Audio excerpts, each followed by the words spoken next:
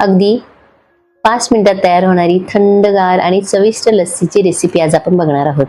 चला तर मग रेसिपीला सुरुवात करूया. त्यासाठी इथे मी दही घेतलेलं आहे, वेलची पूड, पिठी साखर आणि थोडेसे ड्रायफ्रुट्स घेतलेले आहेत.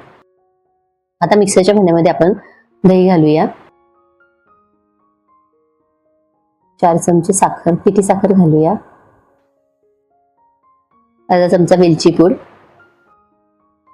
आणि थोडेसे आईस क्यूब घालूया आणि मिक्सरला चांगलं फिरवून घेऊया. बघा किती पटकन चविष्ट लज्जतदार अशी आपली लस्सी तयार झालेली आहे. ती आता आपण सर्व करूया. वरून भरपूर असे ड्रायफ्रुट्स घालूया.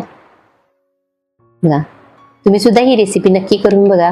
तुम्हाला माझी रेसिपी आवडली असेल तर माझ्या चॅनलला लाईक, शेअर आणि सबस्क्राईब करायला विसरू नका. थँक्यू.